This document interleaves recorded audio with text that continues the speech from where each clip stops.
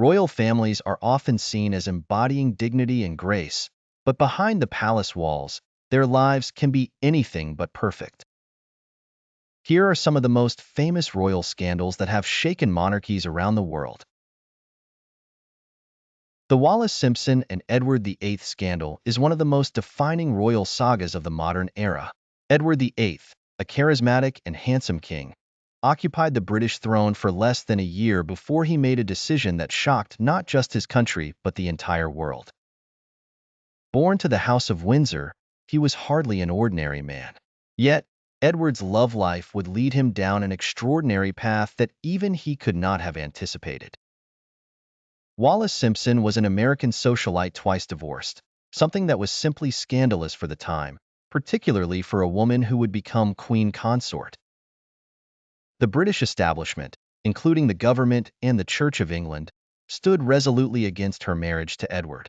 Nonetheless, Edward was infatuated with Wallace. He believed her to be his soulmate and was willing to forsake everything for her. Edward's determination set off a series of dramatic events culminating in an unprecedented moment, the abdication crisis of 1936. Facing immense pressure from his country, his government, and his own family, Edward chose love over duty. On December 11, 1936, he announced to a stunned world that he would abdicate the throne to marry Wallace Simpson. He declared, "I have found it impossible to carry the heavy burden of responsibility and to discharge my duties as king as I would wish to do without the help and support of the woman I love."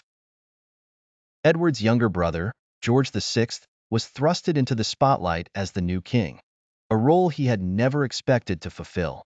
The impact of Edward's decision echoed through the corridors of power and reshaped the British monarchy forever. Yet, despite the scandal and the uproar, Edward and Wallace remained devoted to each other, living out the rest of their days in relative exile. Their story remains an intriguing chapter in the history of the British royal family, a tale entwined with romance, sacrifice, and the complexities of duty. Prince Charles and Princess Diana's marriage started as a fairy tale that seemed fit for the ages, but quickly unraveled into a tragic narrative marked by love, disappointment, and scandal. Diana, a shy kindergarten teacher, captivated the world with her grace and innocence when she married Charles, the heir to the British throne, in a ceremony that brought millions of viewers around the globe to their screens. However, beneath the surface of their public image lay a mire of personal turmoil and unmet expectations. Charles had a long-standing affection for Camilla Parker Bowles, a relationship that predated his engagement to Diana. Despite his marriage, Charles and Camilla maintained a close connection that often bordered on romantic. Diana, wise beyond her years but vulnerable, discovered this connection and it wreaked havoc on their union. The media's relentless scrutiny and Charles's emotional distance chipped away at Diana's sense of security. Publicly, she was the people's princess, adored by millions for her humanitarian work and her ability to connect with people on a deeply personal level. Privately, she struggled with feelings of isolation and betrayal. The tension between maintaining a public facade and dealing with personal heartbreak became too much to bear. By the early 1990s, the cracks in their marriage were glaringly apparent. Tabloid headlines frequently screamed of infidelity and rifts within the palace.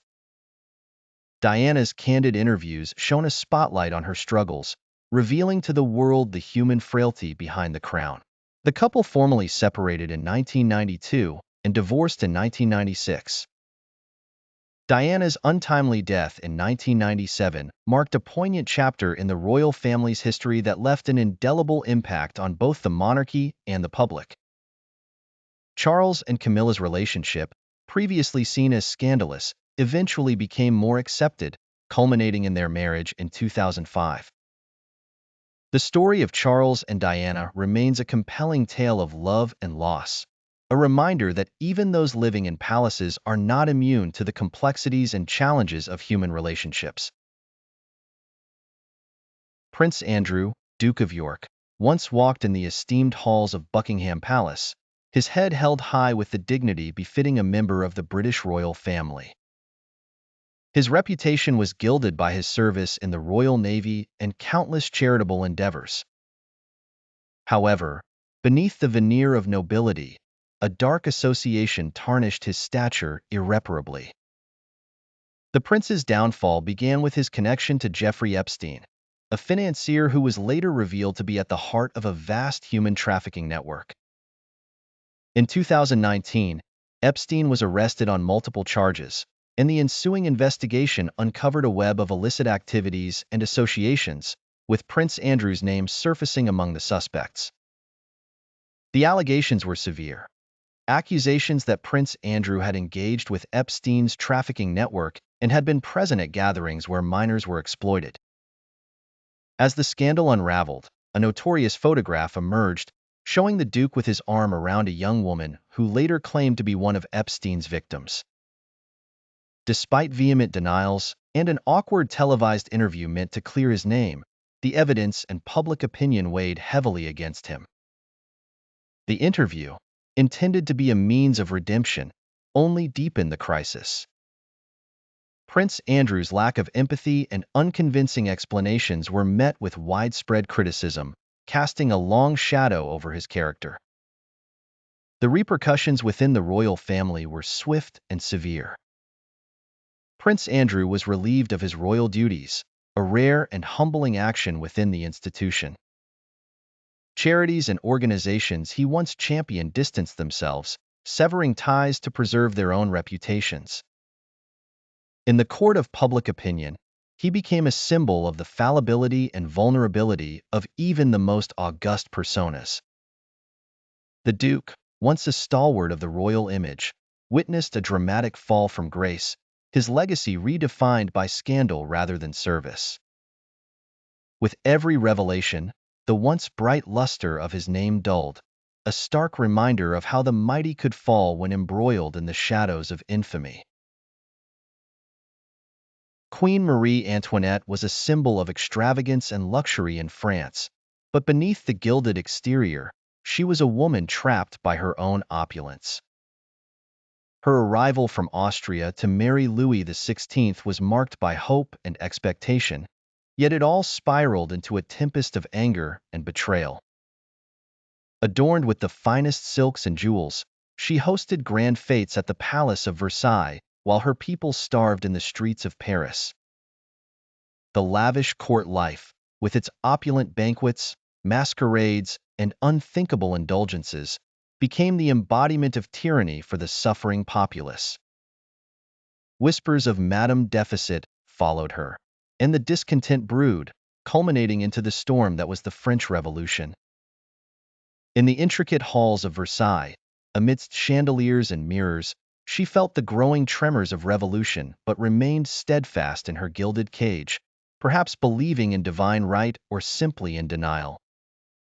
Bread riots turned into mobs, and pamphlets decrying the royal excesses became the spark that ignited fury. Revolutionaries stormed the Bastille as a profound symbol of their uprising, and soon after, they turned their eyes to the palace. Marie Antoinette's attempt to escape in disguise alongside her family ended in their capture.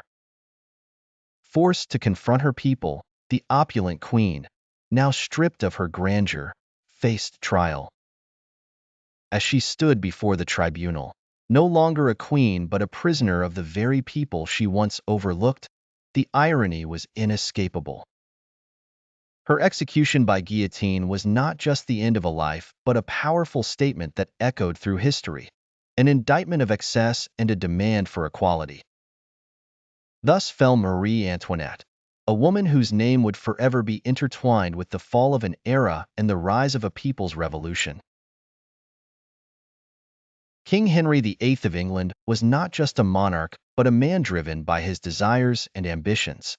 Born in 1491, he ascended to the throne in 1509 and, from there, began a reign punctuated by personal and political upheaval that would change the course of English history. Henry's labyrinthine love life saw him marry 6 women, each with their own tales of intrigue, tragedy, and betrayal. Catherine of Aragon was his first queen, initially wed to cement an alliance with Spain. Their union lasted for over 2 decades, but produced only one surviving child, Mary.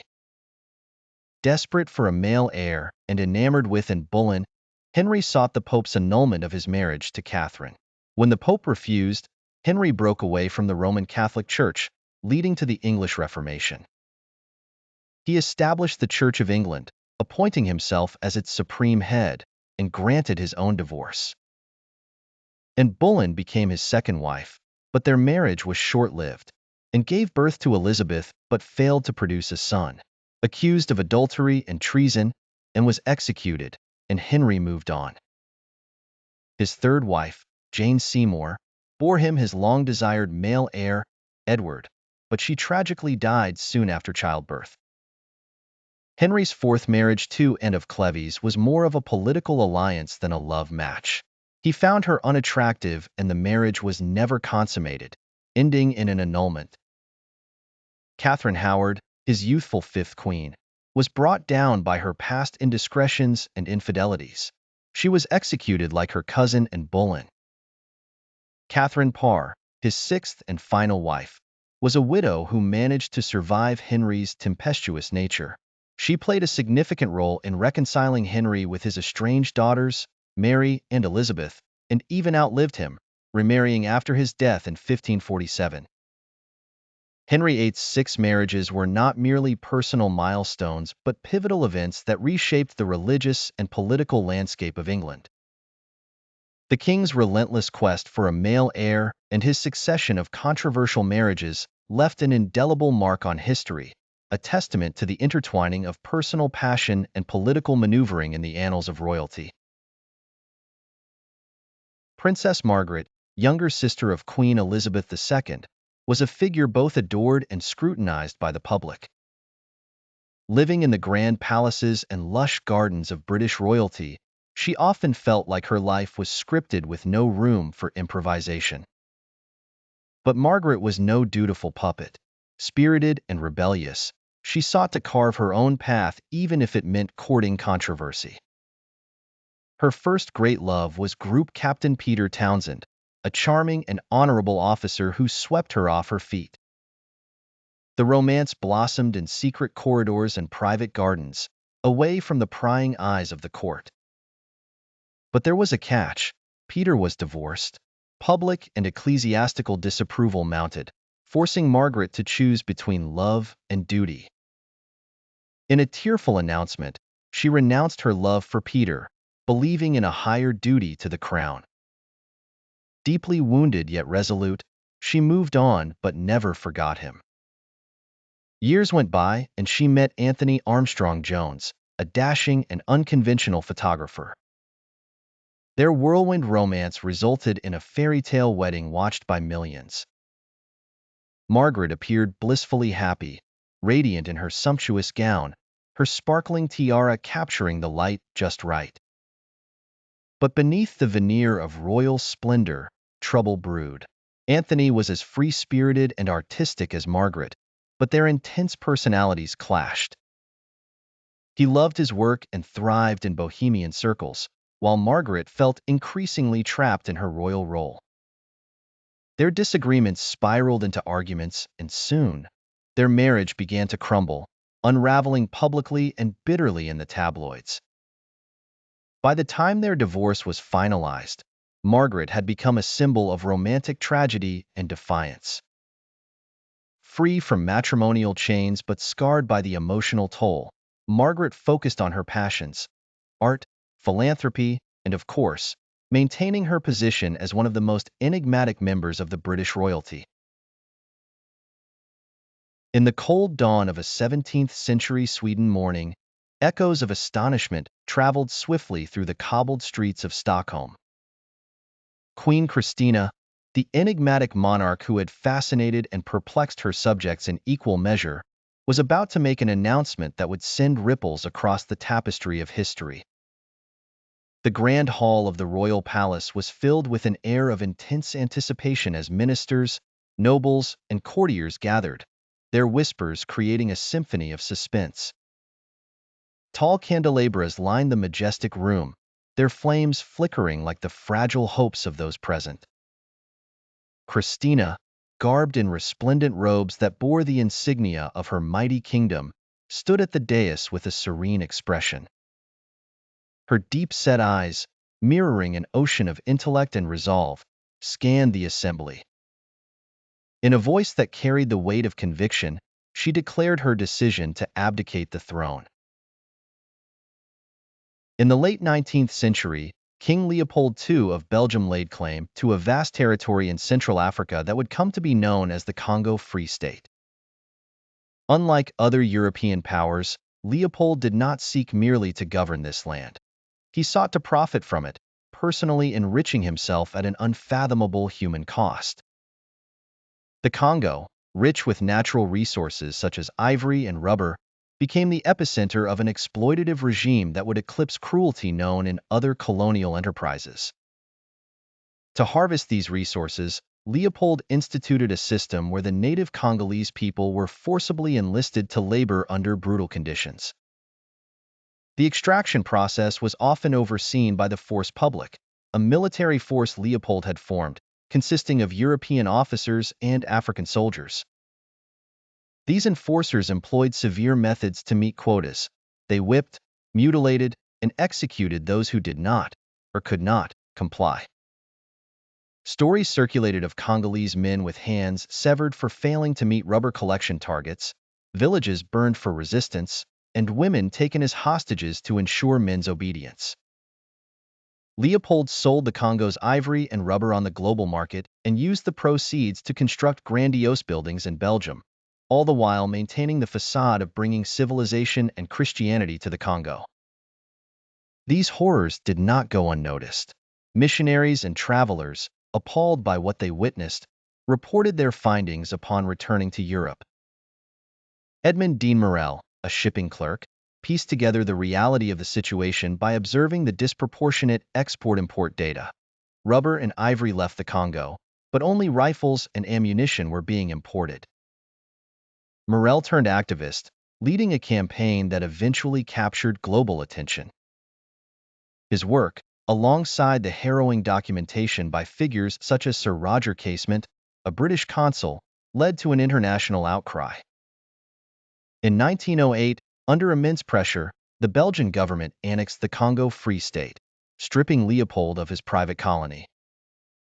While the annexation did not immediately alleviate the suffering of the Congolese, it marked the beginning of the end for Leopold's reign of terror.